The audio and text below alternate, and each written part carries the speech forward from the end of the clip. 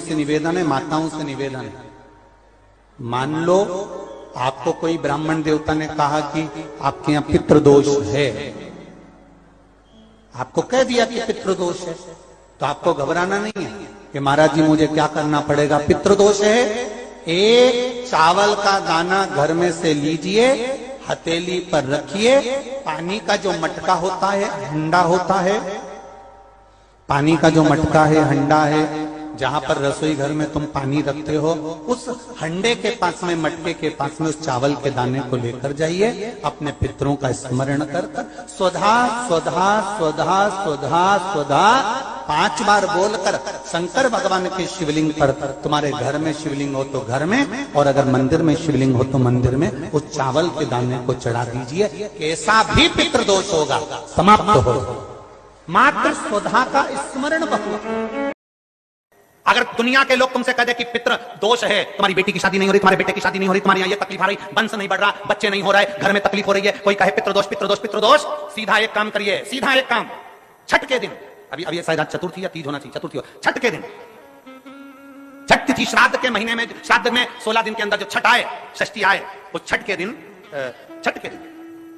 शायद सोमवार क्या ना चाहिए, सोमवारी छठ होना चाहिए, छठ के दिन गंगा जल एक कटोरी में रख लो, गंगा जल नहीं हो तो कटोरी के अंदर जल और उसमें एक बेलपत्र डाल के रख लो। उस गंगा जल को, अपना जो पानी का मटका होता है, हंडा होता है, घर में पानी पीने की जगह होती है, उस कटोरी को वहां रख दो, और छठ के दिन रखकर सप्तमी के दिन उस कटोरी को उठाकर उसका जल अपने घर में घुमाकर शंकर के शिवलिंग पर समर्पित कर दो। दुनिया का कैसा भी पितृदोष होगा वो समाप्त हो जाएगा।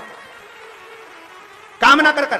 छठ के दिन जिस लड़का लड़की का विवाह ना हो, सोमवार की छठ पड़ेगी, जिस बच्चे का विवाह ना हो, अगर अशोक सुंदरी की जगह पर छठ के दिन, छठ के दिन अगर कोई लड़का लड़की का विवाह नहीं हो रहा है, शादी ना हो रहा है, तो उसके लिए छठ के दिन अशोक सुंदरी वाली जगह पर एक लाल फूल और शंकर जी के शिवलिंग पर एक सफेद पुष्प चढ़ाकर 5 बेलपत्र समर्पित कर कर 1 लोटा जल अपनी कामना कर कर चढ़ाओ, और जो बेलपत्री चढ़ाई है उसमें से 1 बेलपत्री उठाकर ले आओ, बाबा संबंध पक्का कराकर ही रहेगा। अगला श्राद्ध जब आएगा, आप अपनी धर्म पत्नी के साथ मिलकर शिव की आराधना कर रहे हैं। श्राद्ध पक्ष में अगर राई से तुमने सब्जी को छोक दिया, काहे से छोका है? राई से सब्जी को अगर छोक दिया, और वो सब्जी और पूरी तुमने छत पर ले जाकर पटक दी, तुम कितना भी कौवा को बुलाना, कौवे का बाप नहीं उसको भोग लगाएगा, लगा ही नहीं सकता।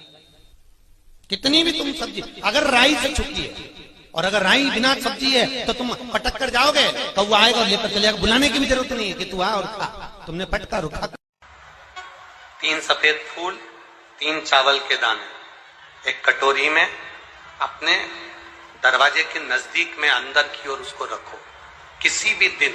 जब तुम्हारा मन पड़ जाए, श्राद्ध पक्ष में करने के लायक है बस। तुम्हारा बेटा कंपटीशन एग्जाम में बैठ रहा हो, परीक्षा दे रहा हो, नौकरी के लिए अप्लाई कर रहा हो, या उसको कोई कुछ पाने की ललकता है और वो नहीं कर पा रहा है, या दुकान व्यापार व्यवसाय के लिए कार्य कर रहा है पर उसका नहीं जम पा रहा, कोई लोन लेने के लिए अप्लाई कर रहा है, नहीं जम पा रहा, तो 3 सफेद पुष्प और 3 चावल के दाने। पितरों की 3 बेटियां मैना, धन्या और कला, नाम बोलिए फिर से, मैना, धन्या और कला, पितरों की 3 बेटियां। इन तीनों बेटियों का नाम लेकर दरवाजे के पास में कटोरी को रखकर, जो बेटा, जो बेटी, जो कंपटीशन एग्जाम में बैठ रहे हैं या कुछ ना कुछ करने की उनकी ललकता है, उस बेटा बेटी का नाम स्मरण गोत्र बोलकर उसी चावल और पुष्प को बाबा देवाधिदेव महादेव के मंदिर में भगवान श्री